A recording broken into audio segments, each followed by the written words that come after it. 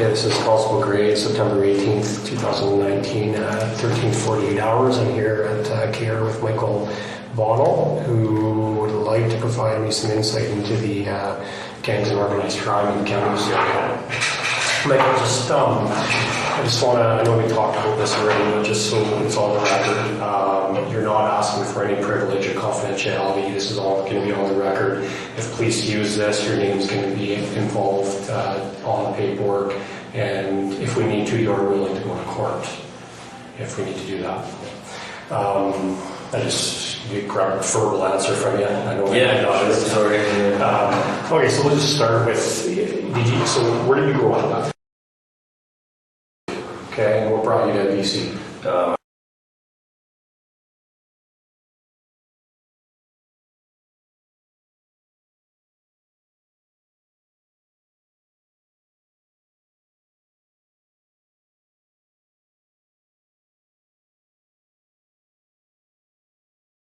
Okay, and you know, by talking to you, know a lot about the drug culture and everything that's going on in Canada. So just explain to me how you got into that.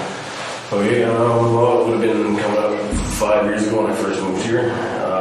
I actually ended up meeting Jen Manuel, not as known her as Rosie, actually, ended up sleeping with her. And then, after we slept together, she's like, "Oh, do you know what I do?" And I'm like, "No. Don't really care, you know what I mean? I wasn't into it big at that time, right?" Yeah. And then she's like, "Oh, well," she's like, "I supply Kamloops with drugs." She's like, "I'm pretty much the local big drug dealer here." And I'm like, "Oh, that's quite a feat. You should be proud of yourself, I guess." You know what I mean? So then she's kind of like, "Well, I kind of detect pissy attitude." And I'm like, "Not so much pissy attitude, it's just so much I don't care. I'm not into that, never into that scene, right?" And then she ended up getting me just to do simple stuff oh, take this person and drop them off here, and I didn't realize it, but before too long I actually got pulled into it before I even realized before she started me off as a delivery guy, and then I went from delivery guy and actually doing other stuff, and then it was and then I was by the time I realized it was I don't know what the fuck she's doing, she's sucking me into this, you know what I mean? But it was already too late, and I got sucked into it. Okay. Were you using drugs at that time? At that time, yeah, she got me hooked on speed, so I was doing a lot of speed. So explain to me, so this is 5 years ago now, what did you learn about her operation, who she worked with, how she did it, what type of drugs were involved? I learned who she works for, I learned where they're from, I learned where she gets her drugs from. I was actually, you guys probably actually got a couple reports from the Intel RCMP where I was actually stopped in Chilliwack with Jake, and they tagged us with $50,000 each in a vacuum pack bag. We each had a bag. And that was us doing the pickup through Chilliwack, and then they pretty much said you guys have to go back to Kamloops and we're going to tag you the whole way. So for every 2 kilometers, every ramp going from Chilliwack back to Kamloops, there was an RCMP car facing this way, watching us come and make sure that we head back to Kamloops, right? And the only reason why they couldn't take the money was because he had retainer for lawyer written on the fucking bag, and they're like, "Well, why do you have that much money?" And Jake's like, "Well, I just want to take my money for a drive." You know what I mean? He's like, "Well, what's the retainer for?" And he's like, "I don't know, it's between me and my fucking lawyer. I don't need to tell you shit, right?" So then they were kind of and then they looked at me and they found I don't know how, but there's because at that time I had a no weapons fucking thing on me, right? And there's a fucking little pocket knife like this that I forgot that I used to open a fucking letter, and I threw it under the seat, and one cop found it. And he's like, "I can fucking breach you right now," and I'm like, "For what?" He's like this, and he pulls out this little tiny fucking pocket knife like that, and I'm like, "Oh, for fuck's sake!" So I'm of all things to forget under the fucking seat. So then they kept us there for about 2 hours on the side of the road, and Jeremy Jensen, he's also in on the whole Resi thing. He works with Resi, he does whatever Resi says. If Resi says jump, Jeremy Jensen says how fucking high. So he turns around and whatever he said to the officers, they ended up letting us go, and the one older cop came up to me, and he's obviously the man in charge. You had the not captain stripes, but a lieutenant stripe, you know what I mean? So he looks at me and he's like, "I'll tell you what I'm gonna do." He's like, "I'm gonna let you the fuck out of here." He's like, "I'll don't expect that you guys go back to Kamloops non-stop. He's like, I don't want to see your car pull over anywhere on the fucking way. He's like, I want you to leave right from here, right to fucking Kamloops. And he's like, you'll be eating tagged like the whole way.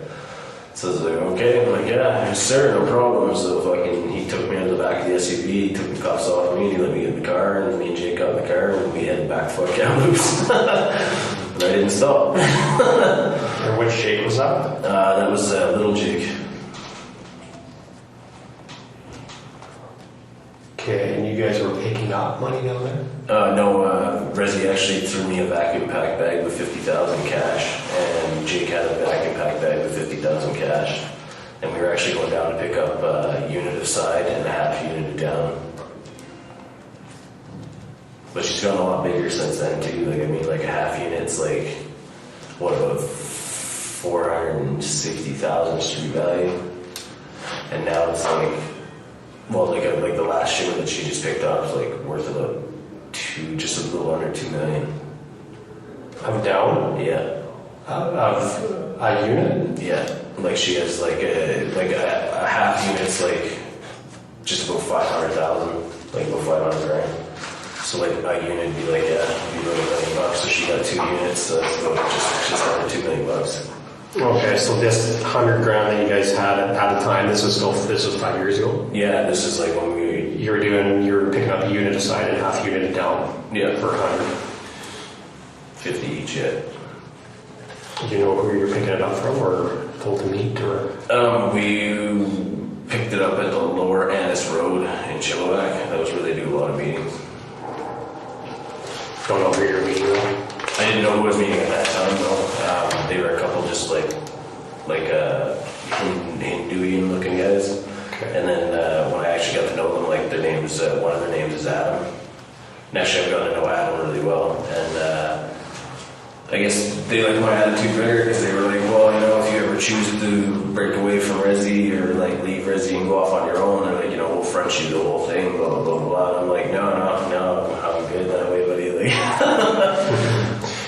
Okay, so we'll say 4 or 5 years ago, what's the gang landscape? Like, who's in charge in town at that time? that would have been Cam, would have been the like sole proprietor. Then it would have went Jesse, Resi, and then it would have been Jesse under Cam, Resi under Jesse. Yeah. Yeah. And then who else was there? There was and then there was Nate Pretty Boy under Resi, and then Cam Kavanaugh, or is he underneath? Or he's underneath Pretty Boy. I guess Pretty Boy is kind of like his little bitch, but okay. And then how did things change a couple of years ago? Well, that was when they busted Cam with almost the bombs, the guns, the armor, like everything. He owns that construction company. Yeah. So they tagged him, so that took him right out of the game. That cost Roberto like what $500,000 or whatever to get him out. When that happened, Jesse went all haywire and decided, hey, Cam's out of the picture. I'm gonna fucking start taking over, right? So then Resi had a problem with that. So then Resi got a bunch of other guys from Vancouver involved, and they were like basically telling Jesse, like, you know, stand the fuck down, or you'd be made to stand the fuck down. You know what I mean? Mm-hmm. And he was all lippy until he found out who it actually was on the phone, and then he was kind of like, well, whoa, like, okay, I'm not gonna lip off with this guy, like. And then, cause like I heard like every time Resi had a conversation, she put it on speakerphone. So like I heard like everything, you know what I mean? It was never like just bits and pieces of something. It was like I had to hear the whole argument.